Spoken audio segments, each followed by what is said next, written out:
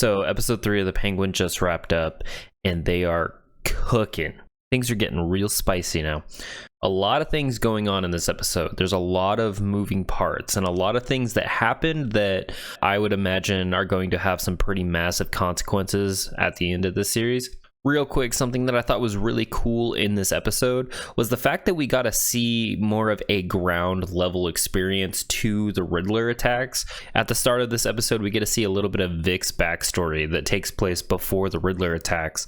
We get to see into his family life, into life before everything happened, and get kind of an idea of the person that Vic was, who his family was, who his friends are. And it's clear that Vic wants more for himself than maybe the opportunities he's gotten. He even says to his dad that he thinks that he needs to be asking him for more money than he's getting paid for. And you can see how this sort of mirrors the Penguin in a way. These are two people that have similar roots and two people that are going down a similar path, and I'm just curious to see where they take this. You know, in this episode, you get to see Vic sort of struggling with this idea that he's disappointing his father by not making an honest living, by turning to a life of crime and working with the Penguin versus working a real job and making an honest living. And you see how the two ideologies kind of clash when Penguin finds out about it, and he gives him that sort of mobster speech about how he's going to make a better man out of himself and all that. And it's all really interesting, and I'm really curious to see two different paths they go down, or if Vic does end up actually following the Penguin down his path.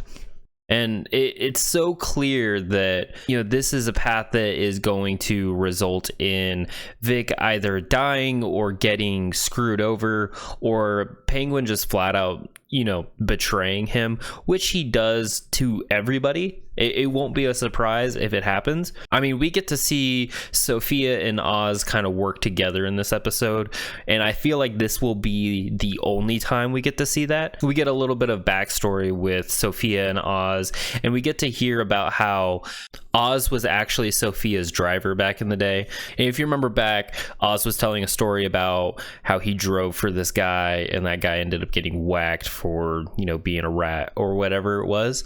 I don't know if that was a lie or if, there was a different person that Oz did drive for as well. It's so hard to know when Oz is being truthful, or if he ever is.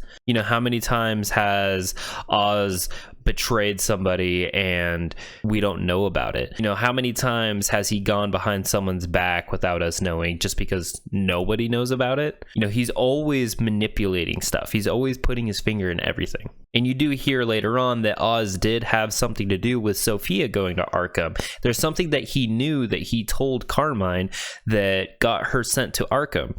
And some people have cleverly put together that she uses the phrase, "I'm not the hangman," meaning that somebody is the hangman, but maybe not specifically her, which I've seen people point out that Carmine Falcone might have been the hangman himself. He seems to have a sort of fascination or habit of strangling women. We saw it with Catwoman, and we see that Sophia, when she's having her nightmares or whatever she's having, she's clawing at her neck like she's pulling someone's hands away from her neck, and you see that she leaves markings on her neck. That's why she's always covering them up with scarves. And it's clear to me that Sophia, one, has many trust issues, but it seems like she really does not trust men, just in general. And also, she doesn't let Oz in on everything. It's clear that she's holding a lot of information for herself, and it's clear that she's actually way more involved in this whole drug operation than we initially thought. We thought it was pretty much all Alberto's plan or whatever, but it seems like a lot of it was actually done on her end, seeing that they get a lot of supplies from Arkham, and the drug that they're creating is something that she hints is used in Arkham. Also, that kind of gives me a lot of Hugo Strange or Scarecrow, like those kind of feel in that area, which is funny because like the drug that they're selling that Oz ends up naming Bliss does kind of have that like Scarecrow fear toxin feel to it, maybe like an early stage Scarecrow fear toxin, or like something that inspires the fear toxin or whatever. That's just what it felt like when I saw it, especially when you get to see Vic's little hallucination thing where he's imagining, you know, the Riddler attack while he's in the nightclub. But yeah, I don't know where they're going with that or what, you know, that's supposed to symbolize. And to be honest, I feel like that's one of the great things about this show, is that I never feel like I know where everything's going, or I never feel like I know what is going to happen. The writing is just so clever. Like, there's so many different twists and turns, and that really is a testament to the showrunner Lauren LaFranc, which up until now, I hadn't really been listening to the Penguin podcast on the YouTube channel, but if you haven't, I really recommend it. It's actually really cool to get some insight into this, but it's clear that she really does have a vision for this and an idea of this character, and you know where he fits in this universe and what the story he's trying to tell. It's really fascinating, and it's nice to see like the behind the scenes and how everybody else is feeling about these characters. I just feel it's done in a very smart way. At any given point, I have no idea where things are gonna go or what moves are gonna happen. For example, when Oz and Sophia are meeting with the people that they're going to try to distribute their drug, and they lie to these guys, or well, Oz lies to these guys about having support from within the family, because essentially they are overthrowing Sophia's uncle, and they name his right hand man as their support. And you see Sophia just kind of give a look of like, what the fuck are you doing? And me as a viewer, I'm like, bro, like how are you going to pull this off? And then like it feels like he put himself in an impossible position, and then he has something in his back pocket to get him out. In this case, it was dirt, it was blackmail on him. And I just love how that little detail was shown earlier on, and if you were paying attention, like I was not, then you would have picked up on that and been able to, you know, call it. But you know, being somebody that didn't really pick up on that fact, it was cool to see how that detail paid off. You know, how many other details have I missed that are going to have a payoff? It's all just done really well. You know, it's only episode 3, and I feel like there's just so much more that is going to happen, and I'm so excited for it. I feel like we've already gotten a lot, oddly enough, and the episode once again ends in a way where I just have no idea how he's going to move forward. A few of the main questions that I have going into episode 4 is, you know, one, how is Sophia going to move forward? This is going to be kind of spoilery for episode 3, but you know, at the end when the Maronis roll up and confront Oz in front of Sophia, Sophia picks up on that. Like, clearly, you know, she's a calculated person who picks up on little nuances and lies, and you know, she's able to pick up on these details.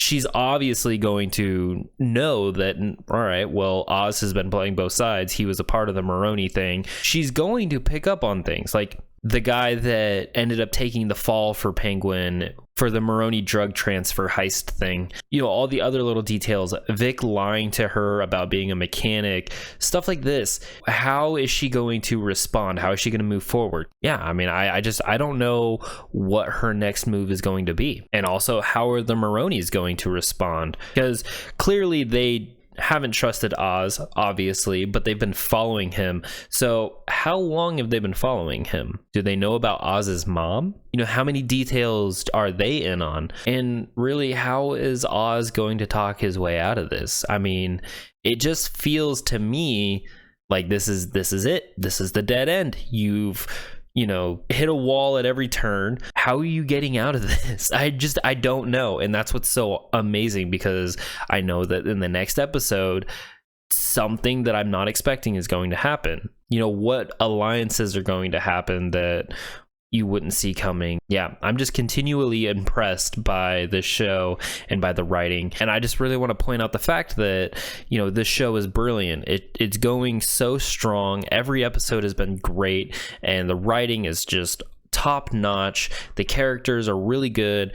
you know, there you side with the Penguin even though you know he's the bad guy. You know, there's bits of character in there that make you like the dude, and then he reminds you that, oh yeah, he's kind of a piece of shit, but you like him. I mean, he's a good villain, he's a good antagonist, anti-hero, whatever you want to classify him as. You know, that's our, you know, main character, and he's a good character. And the showrunner is a woman, and that isn't something that I'm hearing about the Penguin, is people upset about the fact that it's created by a woman, because it's good. The show is good. It doesn't matter if it's written by a man or a woman, or if it's created by a man or a woman. If it's good, people are going to like it. You can't just chalk bad writing up to, you know, people being sexist, because if that were true, people would be going off about this show, and I'm just not seeing that. Maybe I'm just blind to it, but yeah, that's my little thing. I'm over it. I mean, Star Wars and Ubisoft is like, it's just such an unfortunate thing. I just want them to do as well as the other stuff that I'm really enjoying, like, you know, the Penguin and, you know, the Matt Reeves Batman universe. That's it. I just want good things, and I'm really happy with the good things that I am getting. But that's it for now, and I will see you guys later to talk about episode 4, and I cannot wait. So, see ya.